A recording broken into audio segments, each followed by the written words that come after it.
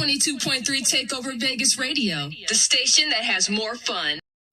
You arrived just in time to J.R. Perry's Love Drops on 22.3 Takeover Vegas Radio. We have fabulous guests, exciting shows, and mind-blowing interviews. So keep it locked and enjoy your spot here on the Love Drops at 22.3 Takeover Vegas Radio. We'll see you there. Hey everybody, this is J.R. Perry. We getting ready to get down. I have a very special guest.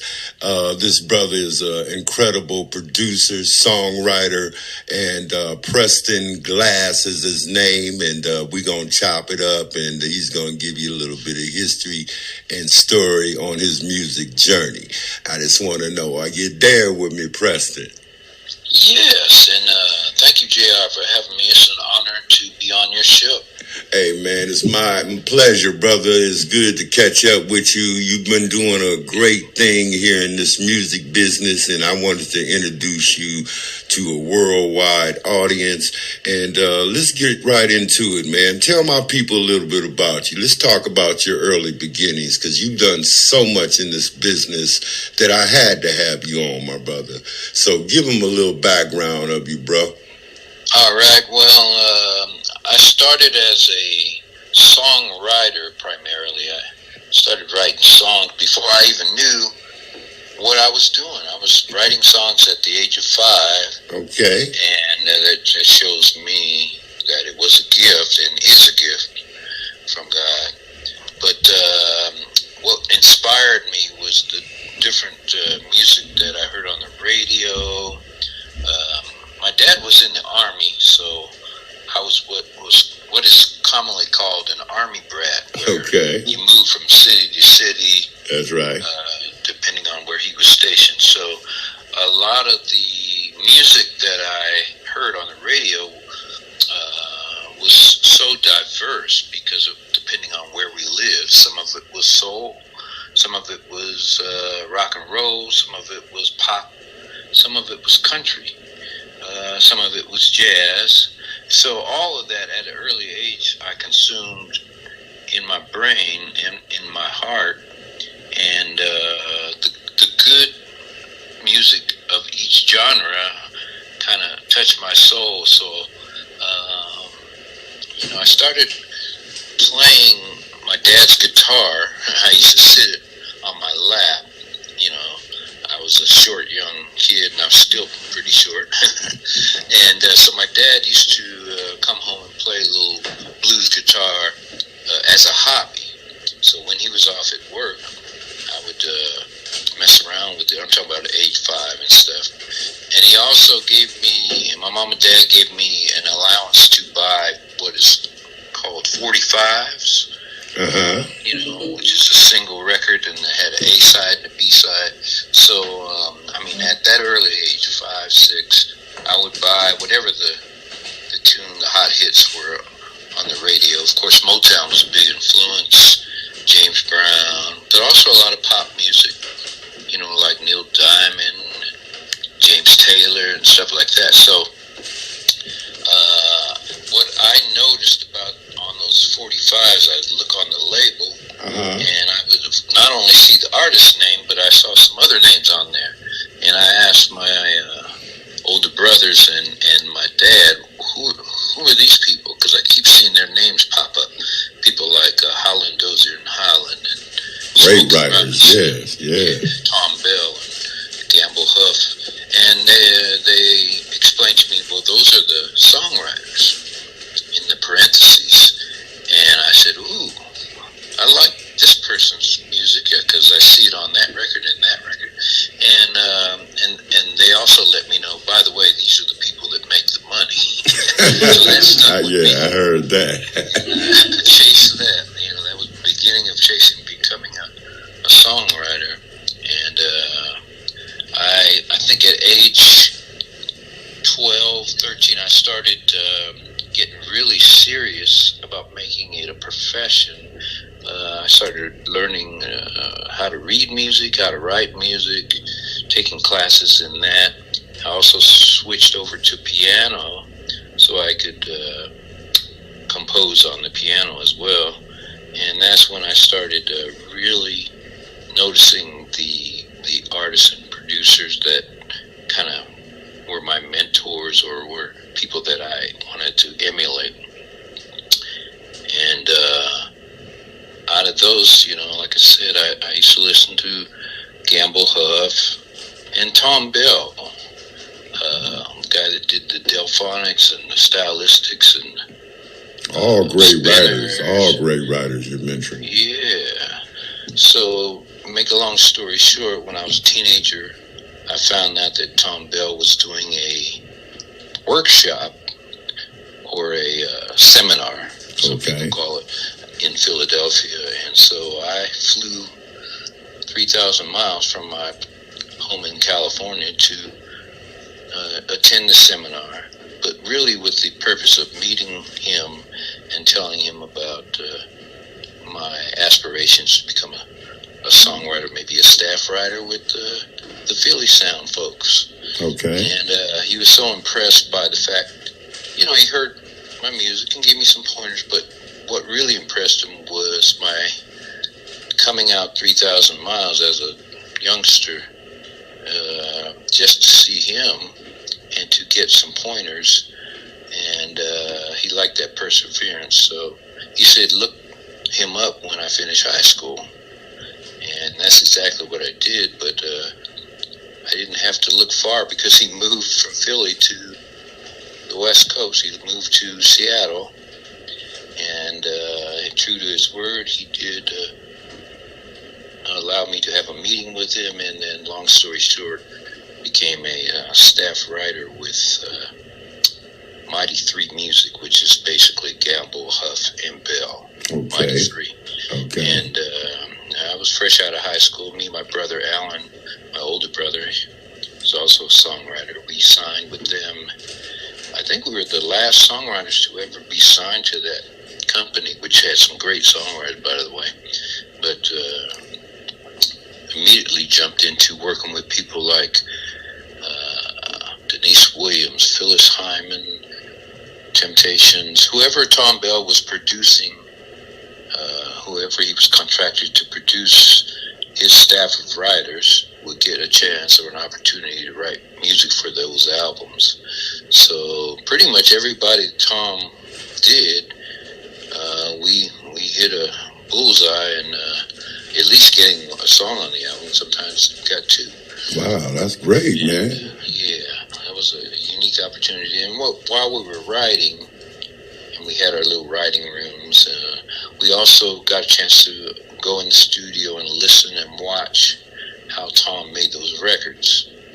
And that, if Tom was fresh off of producing Elton John, by the way. Oh, wow. Which was rare for a black producer to produce such a big white artist. Right. But that was Elton's request. He loved Tom's music so much, he strayed away and said, I want to do some recordings with Tom. And it turned out well. Wow, man. Anyway, it was through my working with Tom that I noticed, I was writing maybe 30 songs a month, Okay. because that's what I was doing all day. So Tom would use maybe 1 or 2 songs per album. An album is takes about 3 or 4 months. So we had dozens of songs just sitting there. And I was saying, wow, I can't just let these songs just sit there. What can I do? So that's when, again, perseverance, quality I learned early on. I started sending those other songs to different producers that I loved, like people like Quincy Jones and Nile Rodgers. I remember sending him some music. And then Narada Michael Walden, I sent him some music, and he replied. He heard a song on a cassette tape, which I showed you how long ago it was. The cassettes were in. Mm-hmm. And he said, this song Spotlight that you and your brother Alan wrote, I want to do it on Stacey Ladisaw for Stacey's second album. So he ended up doing that, and when he called me, he said, if you ever want to collaborate, look me up. I'm down in the San Francisco area. So I kept that in mind, and we kept writing stuff for Tom Bell's production company.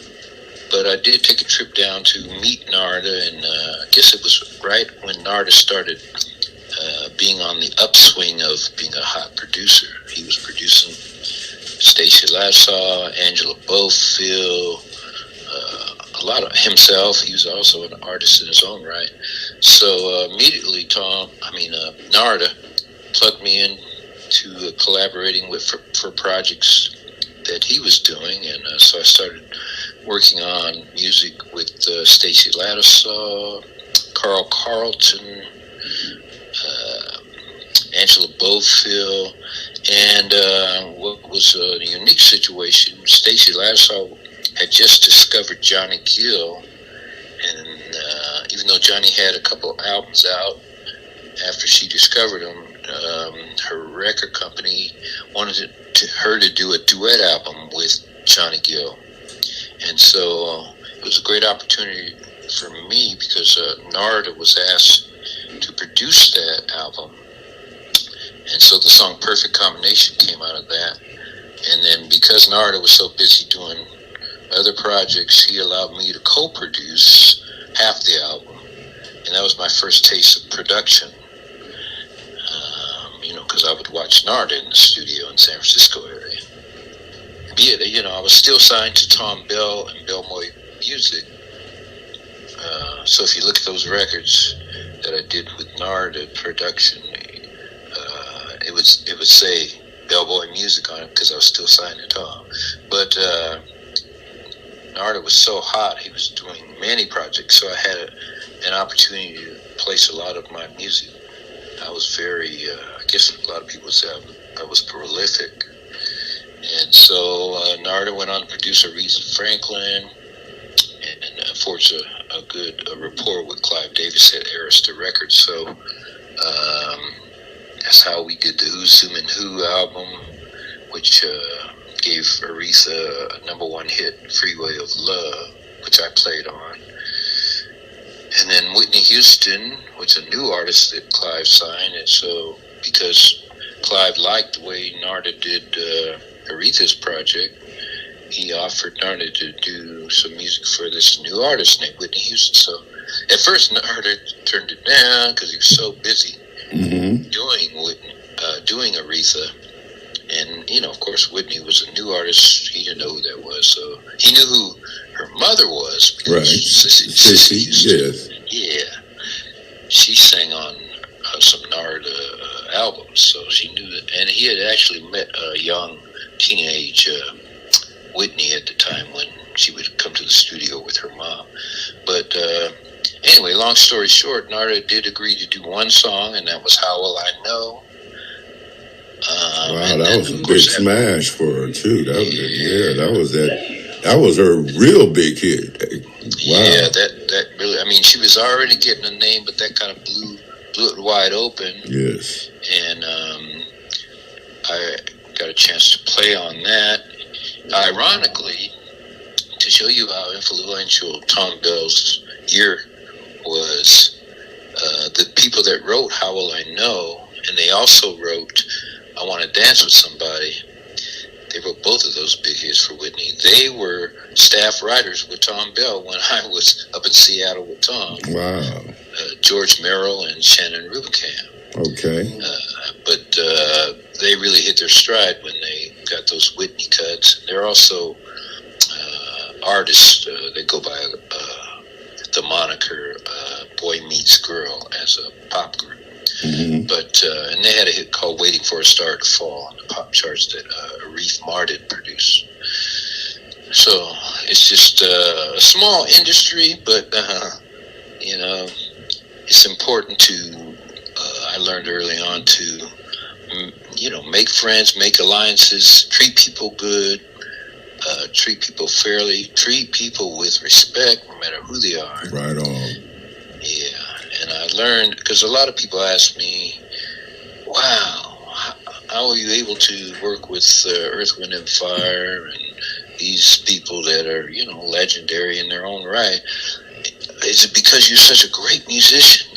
And I know the answer to that is no. The answer, I think, is because I pride myself on treating people with respect, treating people with fairness, treating people with just like somebody that you want to hang out with, like you want to be around. You got to be in the studio working with these people for hours and hours and hours. You don't want to be somebody they don't want to be around. That's right. It sounds simple, but it's a real.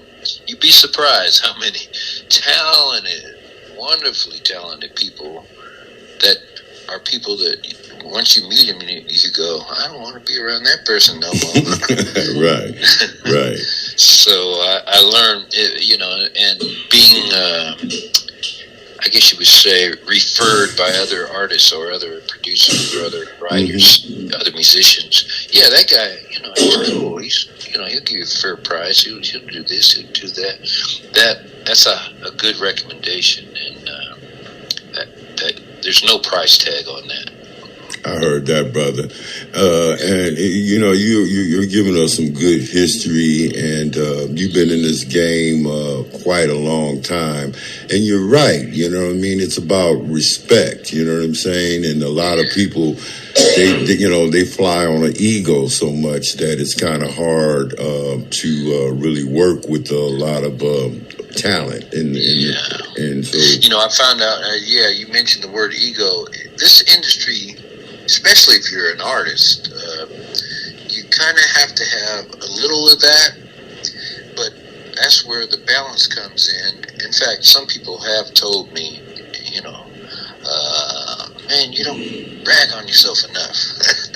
You could be bigger than, the reason why people don't know who you are, man, is because you don't talk about yourself. Well, I've been able to survive, almost 50 years in the industry. And I think that's the good Lord's teaching me how, through my parents' love and through my wife is also a very spiritual person. And we both try and treat people just with respect. And, we know that God's going to help make a way, to our next meal. So as long as we can do that and enjoy the gift that He gave me, then I'm so happy that I could make a contribution. Well, man, it's a humble thing that you have, and I'm hoping people can see that as I can see it. So that makes a great difference, bro. Now, this is what I want to do because you have some music, and I'm gonna talk. Let's talk about this one song I got here. It's a Phyllis Hyman song. Let Somebody Love You. Tell me about that song. Yes, well, Phyllis Hyman, first of all, I just want to say she's probably my favorite female singer of all time. All right, yeah. There's a lot, you'd be surprised, a lot of people have never heard of her because she never really had the big hits. But about that song that you mentioned, Let Somebody Love You, my brother and I, Alan Glass, and myself wrote that for her. And Tom Bell produced it, arranged it. You hear his beautiful arrangements in there. That was written specifically for just any female artist that Tom had. And Tom had the wisdom to pick her to do it. So it's one of my favorite songs that I wrote. This is what I'm going to do, brother, without any further delay. I'm going to spin that song for those who like my girl, Phyllis Hyman. All right.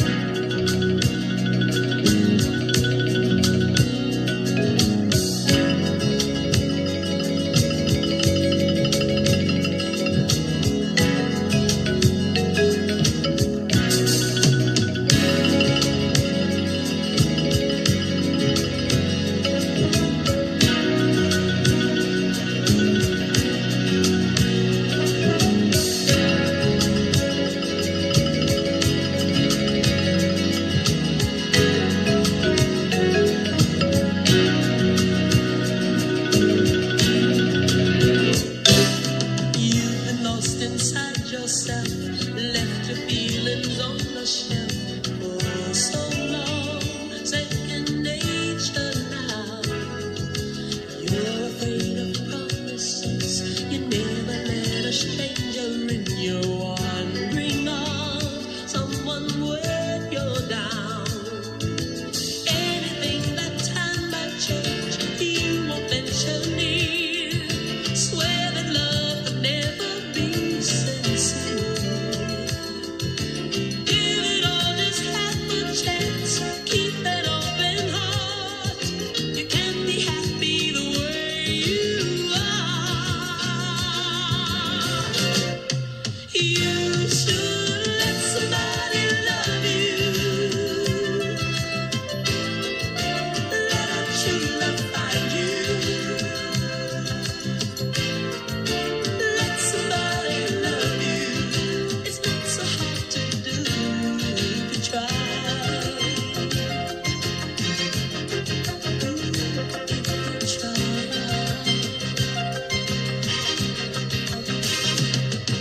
Your desires need a home.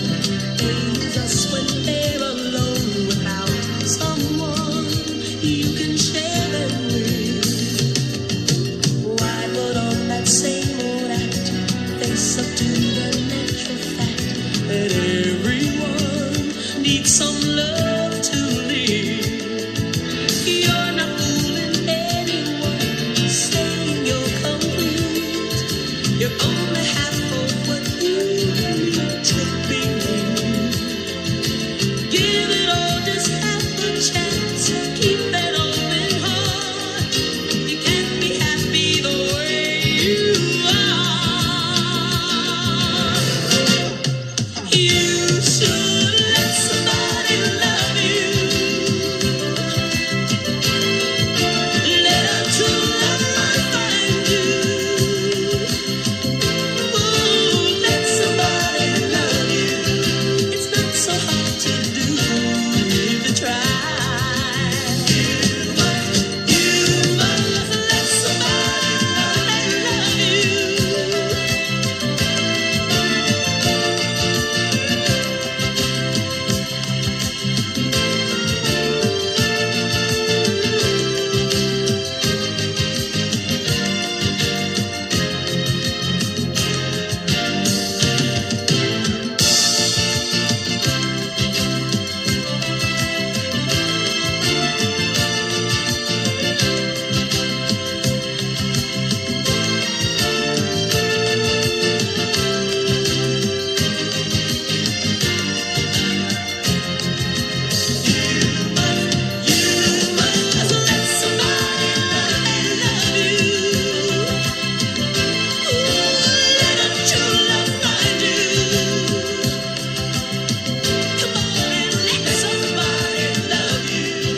Yeah, that's my girl, Phyllis Hyman. Let somebody love you. Hey man, look, that's a nice song, man. You know you've been doing your thing quite a bit, and there was another song by Phyllis Hyman. What is it? You know how to love me. Yeah, that was a great song as well, don't you think? Yeah, that was probably her biggest hit. M2Me and Reggie Lucas produced that. M2Me and Reggie Lucas wrote that. Yeah. Yeah, He did a M2Me great is job. a heck of a producer, man. I love that song, man. Golly. Yeah, man. That got her on the. I mean, she'd been doing a few things with Norman Connors and a few other people, but that song got her on the map, and I think it hit top 10 R&B. So, but I had been a fan since she first came out with. I think it was. She did a version of "Bet You by Golly Wow" and also a duet with Michael Henderson. So I was just fortunate I had a chance to work with her. Yeah, man. She had a very unique voice, man. I believe everybody who heard her loved her. And this song here, Let Somebody Love You, written by you and your brother Alan, it was a nice joint on that particular album as well. And when you moved on, you worked with quite a few, and I'm trying to cram everything in. Let's talk about George Benson right quick. You know what I mean? You did some things with him. Let's talk about that song. Yeah, I'm not sure which song you have because I was fortunate to. What is it? Shiver or what is it? Shiver, yeah. Oh, okay. Shiver, yeah. That was a song that was on his album called While the City Sleeps. And that was when I first met George, and that was maybe about 40 years ago. And he's still a dear friend of me and my wife's. He's like an older brother to me. Right on. But that was also one of the first songs I had a hand in the production of. I was the associate producer with Narada Michael Walden. Okay. But I wrote that. Actually, a lot of people don't know it.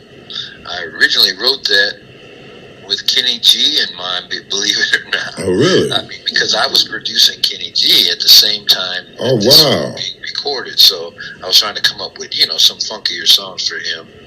And Narda and George Benson heard it. They said, "No, I want that song." So that's how they did it. And George put a great guitar part on there that really made it his own. Man, look, let's spin that, man.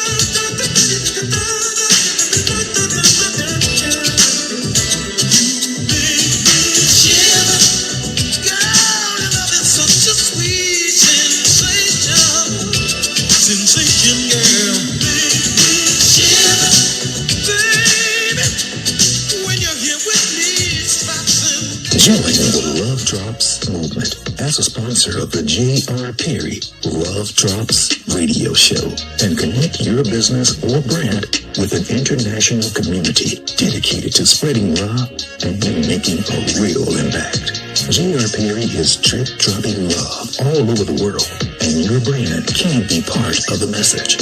To learn more about the benefits of becoming a sponsor, email jrperry3@yahoo.com or visit cyphertheory.net/lovedropradio. The J.R. Perry Love Drops radio show, where love lands and the world listens. Yeah, we're back. This is a great song you just did there, brother. Like I said, your lyrics are incredible. And did you play anything on that particular joint, or did you just wrote the lyrics? Yes. Are you talking about Shiver? Yeah, on Shiver. Yeah, keyboards and keyboard bass as well. Programmed the drums. Wow, yeah. Brother. So you just multi-talented all the way around, man. And I appreciate that. And I got to keep your catalog flowing, man. You got another joint.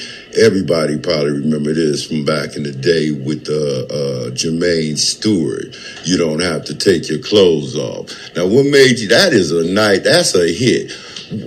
What made you come up with that one? You know what I'm saying?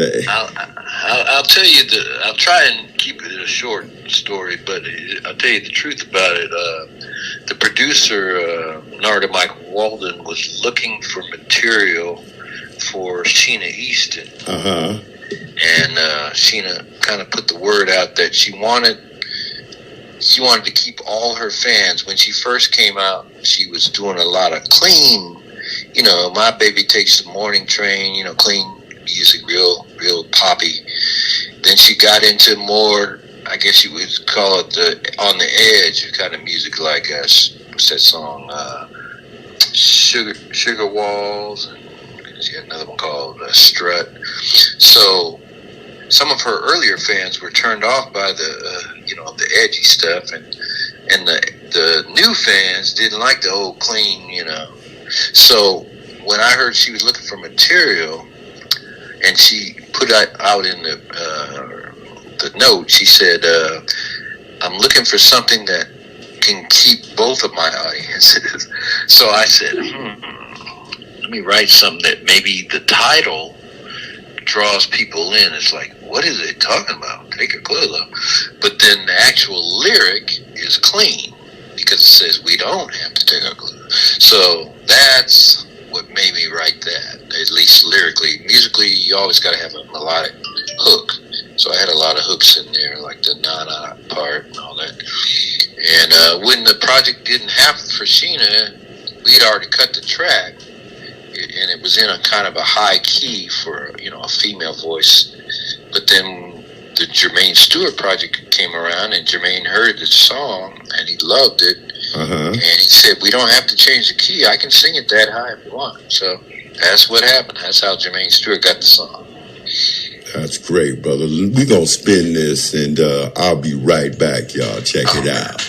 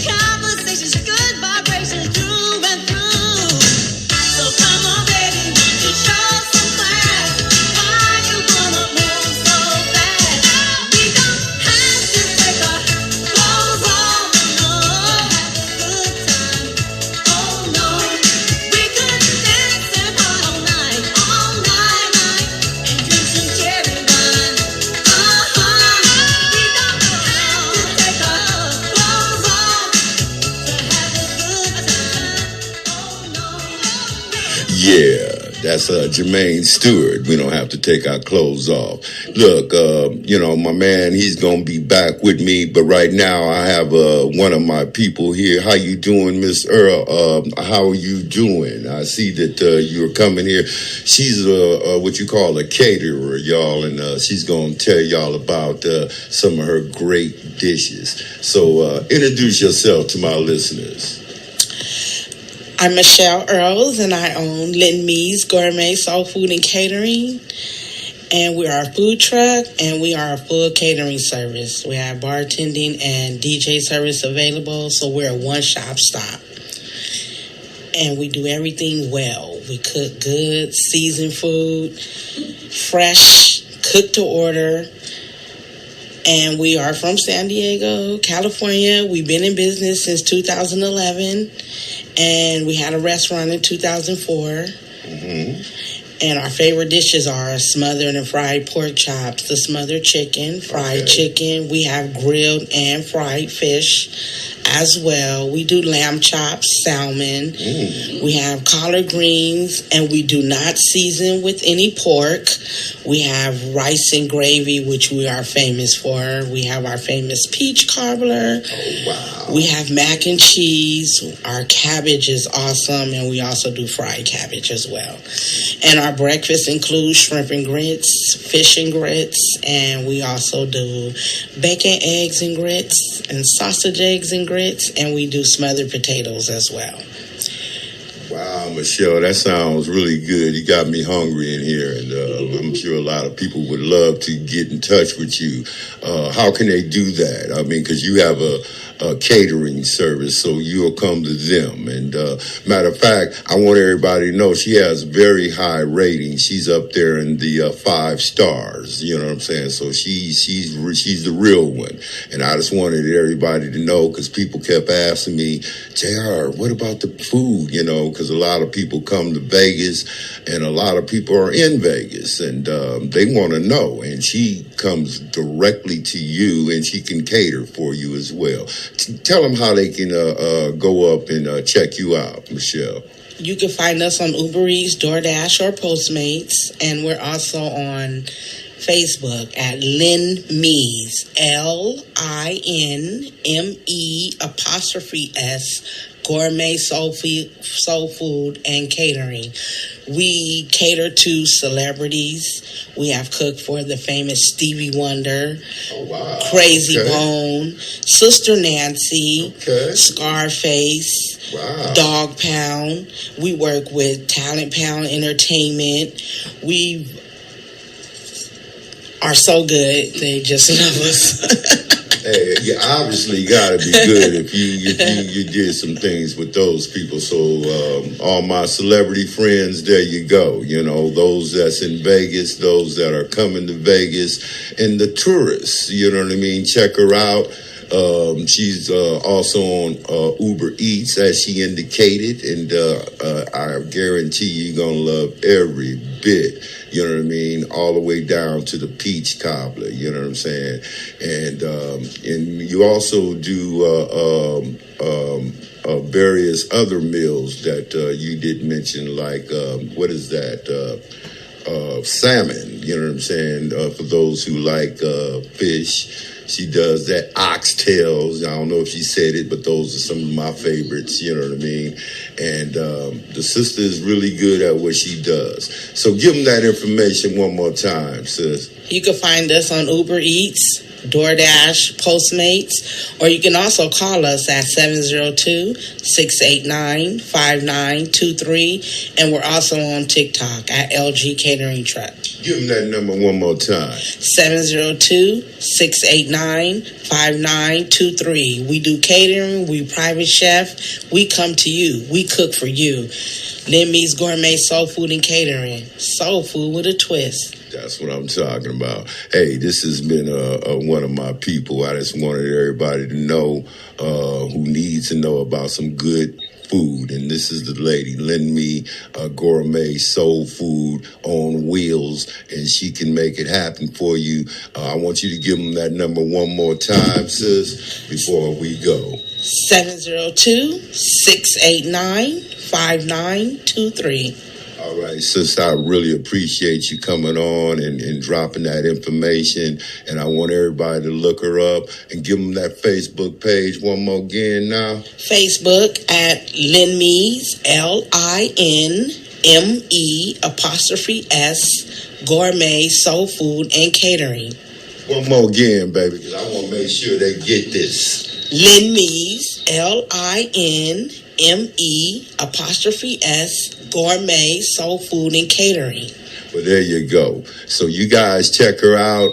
This is going to be a long, hot summer. You don't need to cook, like you don't need to take your clothes off, you know. So let her check you out. She's got you. She's real, and she's a good person. And she's already been working with the celebrities. Is there anything else you want to say before we go, sis?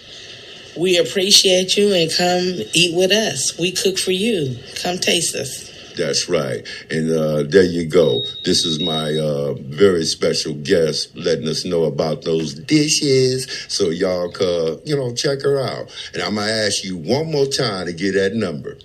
702-689-5923. And this is Michelle Earl, Limby Gourmet Soul Food, y'all, on wheels. She come to you. She caters. I mean, she'll cater for 3, 4, 5,000 of y'all. You know, she real with it. And she does all the cooking herself, for real. So, and she don't use no byproducts and all that other stuff, and you got to be careful on this food today. So she's got the real deal, and please support her as she supports you with that good home cooking. All right, baby, I appreciate you, and I'm going to get back to Mr. Preston Glass. Thanks a lot for coming on. Thank you for... You arrived just in time to J.R. Perry's Love Drops on 22.3 Takeover Vegas Radio. We have fabulous guests, exciting shows, and mind-blowing interviews. So keep it locked and enjoy your spot here on the Love Drops. 22.3 Takeover Vegas Radio. We'll see you there. Yeah, so I'm back. What's happening, everybody? I got my man Preston Glass. Are you still there on the line, man? Yes. Yeah, we just had a sister, man, talk about some of that good old food, Limby Gourmet Soul Food. She caters. She actually caters to the celebrities like you. So whenever you come to Vegas, check this sister out. But let's keep it moving, brother. Let's keep it grooving. You know what I'm saying? Because I'm trying to thumb through your catalog for show. And you just got a lot of good music, man. And you're just a heck of a writer. We just got through playing Jermaine Stewart. You don't have to take your clothes off. I want to go into Stacy Lattisaw, and Johnny Gill, The Perfect Combination. Before we do that, tell me about that. How did you come up with that one? Well, Narda, who had originally done the first successful Stacy Lattisaw recordings like Let Go and Jump to the Beat, Dynamite, and then of course, like I had mentioned, he used one of my songs for her second album, a song I wrote called Spotlight. But she did Love on a Two-Way Street, so she already started getting a name for herself out there. And then she discovered Johnny Gill. At the same time, Narda's productions were growing, so the head of the label, Henry Allen of Cotillion Records, thought it'd be a great idea to do a duet album. Mm-hmm. And so I originally wrote Perfect Combination for just a song, not a full album. And that's when Henry Allen heard it, said, let's do a whole album. So Narda being so busy, he said, can you produce or co-produce half of the album for me? That'll free me up a little bit. So that was a great opportunity for me.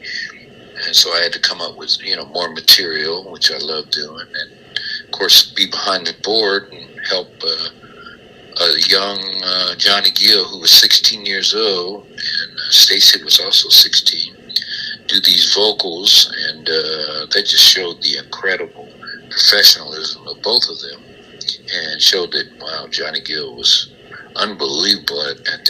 In fact, when he sang Perfect Combination, believe it or not, he had laryngitis. Really? You would never know it by hearing the song, because he sounds so great. But it just shows you what God-given talent he has, even to this day.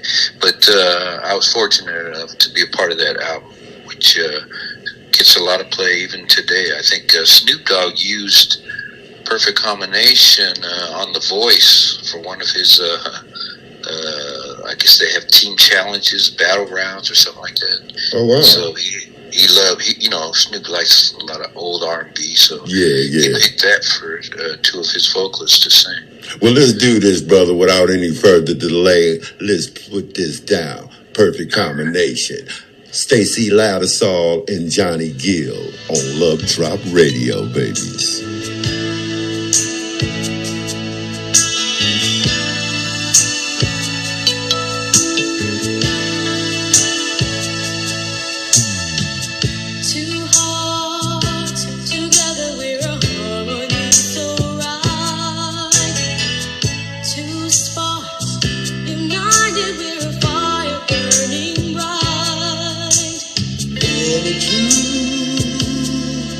Always brand new. Like from the jump, we had a hunch that we had everything. Perfect combination. Love plus you and me. A perfect combination. They couldn't ask for any better. Perfect combination.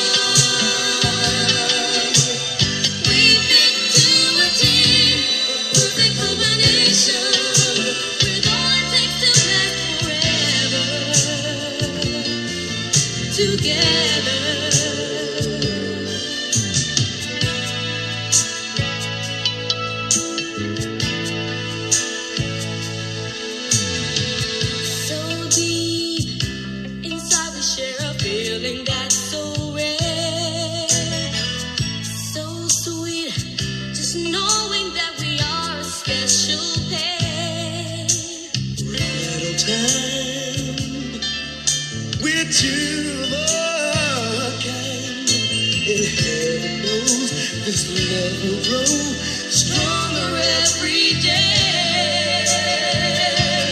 Perfect combination. Love plus you and me. Perfect combination. Yeah, perfect combination, man. Look here, man. We gonna keep this thing rolling, man, because I need to play a few more songs. So hold on there, Mr. Preston. All right.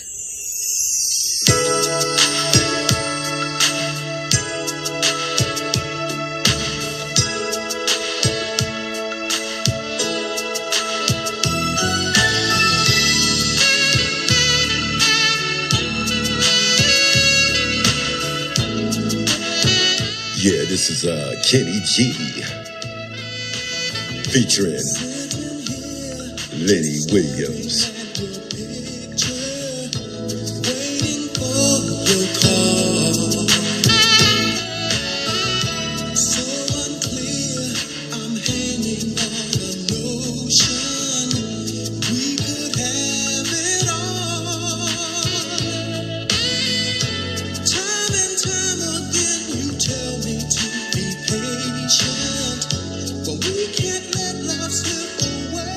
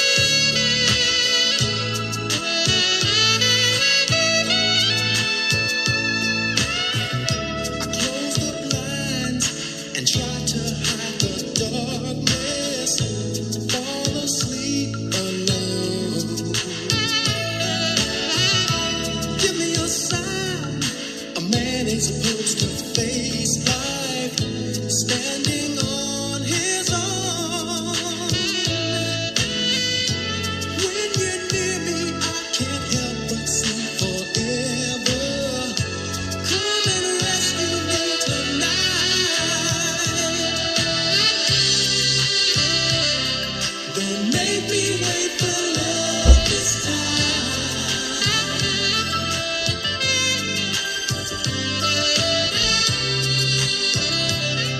A love like this is hard to find.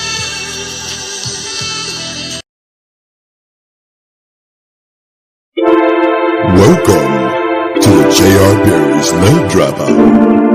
Oh yeah. We gonna slide, we gonna dip. We gonna slide, baby, right into the drip. Oh, don't delay, baby, because it's gonna be real, real good in the Love Dropout.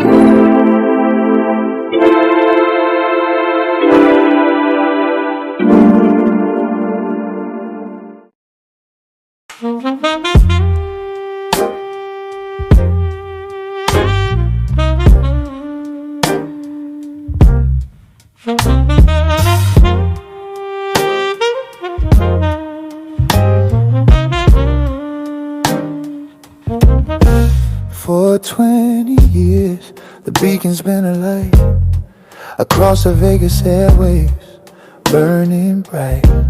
More than static, more than just a name. This institution set the whole town aflame. Built on a promise, forging soulful heat, delivering compassion, bittersweet. They call it the love drop, essential and profound. The realest, deepest music to be found. We flip the script on what you thought you knew, searching for the grooves that always push right through. Hear the drop, feel the magnetic sway, chasing all your troubles clean away. Smooth, firm tone, the low battle tide, where melody and meaning can collide. This is J.R. Perry's world, a sound you can't refuse. The deep drop frequency, Monday blues diffuse. Oh, it's a blissful sonic slow meltdown, the sweetest music legacy in town.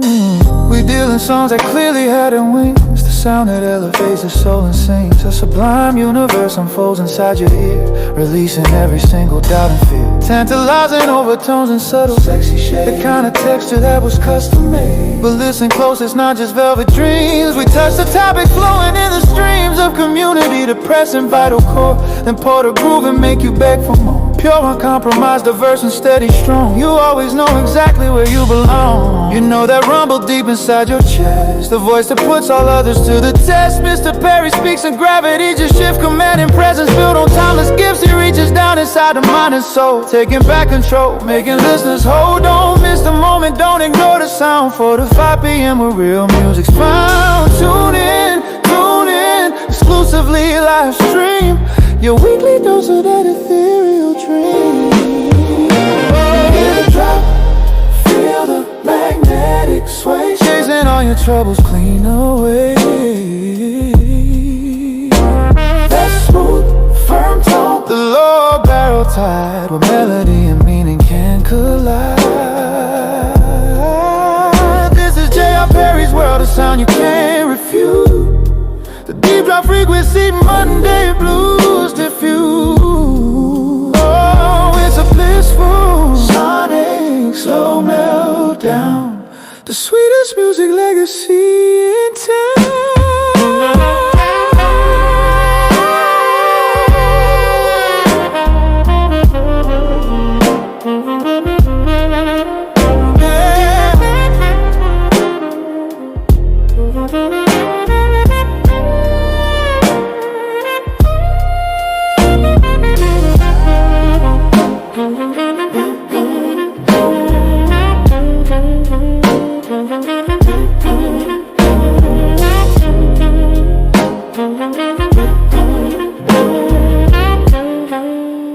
Yeah.